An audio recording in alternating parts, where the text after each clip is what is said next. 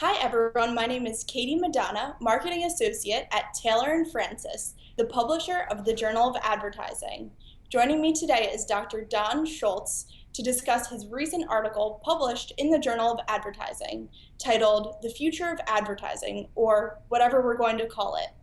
On behalf of Taylor and Francis and the Journal of Advertising, thank you very much for joining me today. Would you please take a moment to introduce yourself? Well, it's my pleasure. My name's Don Schultz. I'm Professor Emeritus, parenthesis, in service, which means I retired but I never left. And I am at the Medill School of Journalism, Media, and Integrated Marketing Communication at Northwestern University in Evanston, Illinois. Thank you very much. So in your article, you discuss the challenges of defining advertising, saying it's beset by many definitions. Can you please explain what you mean by this? Well, what I simply meant was that advertising has never really totally been defined. It's always been something that sort of everyone kind of understood what it was, but no one really speculated on it. And what really happened is at some point, or at various points in time, people started trying to chop off a piece of advertising. So the public relations people said, well, we're not advertising, but we're doing something else. And the direct marketing people came and said, well, we're not really advertising, we're this.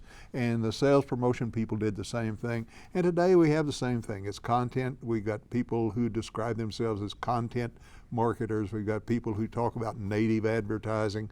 And now we're talking about interactivity and mobile and mobile advertising. Now what happens is everyone makes the assumption that everyone knows what advertising is, and therefore I'm different from it, and therefore what we really have are multiple definitions which no one can really quite sort out. Thanks. So in the article, you talk about the two views of advertising which we must consider when thinking about or talking about the future of advertising.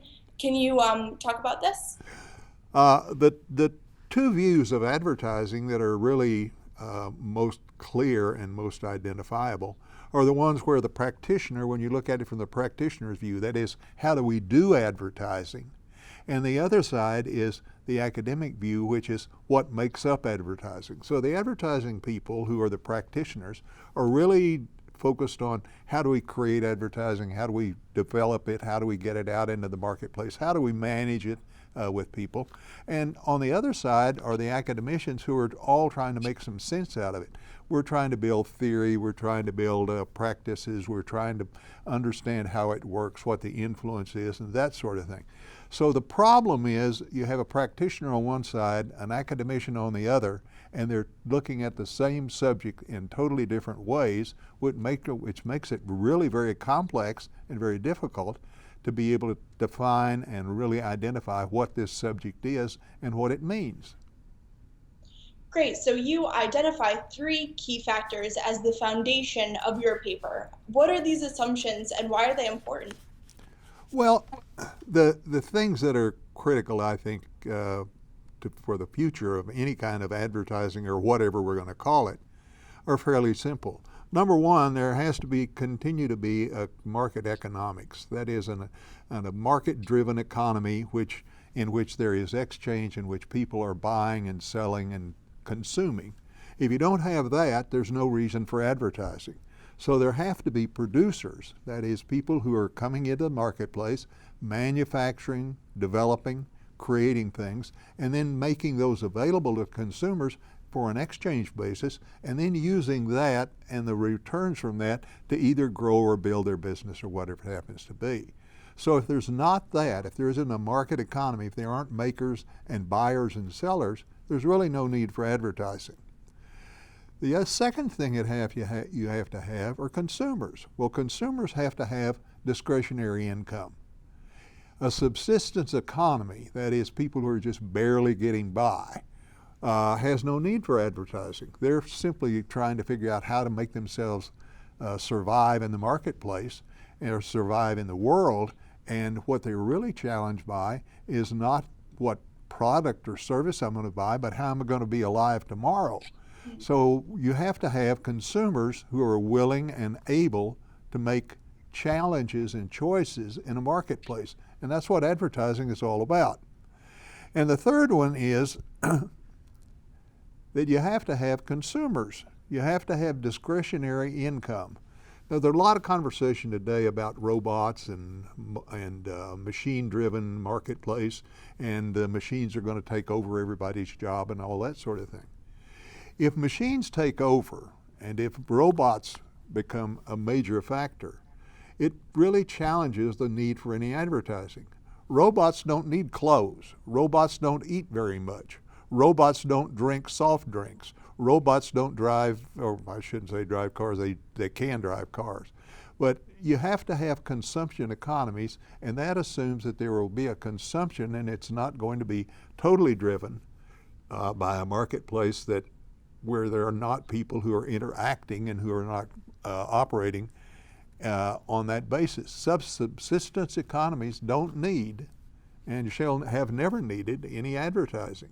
So if that goes away, if those three things go away, if there's not market economies, if there aren't consumers, and if there aren't discretionary incomes, there's no reason and no actual basis for any kind of advertising.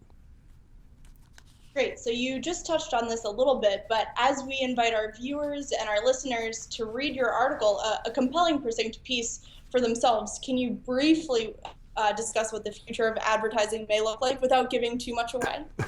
Well, I'm not sure how much I can give away, but I'll try. What I've really done is I've created a set of postulates, and that is, here's the way advertising is today, and here are the assumptions that we make. Here are the things that we believe in the way advertising works today. What I've really done then is create another set of postulates about what advertising really could or should be.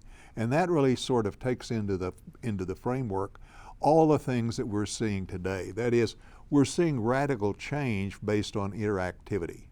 We're seeing radical change based on the big availability of data and information available to consumers. That radically changes the whole way we've traditionally approached things.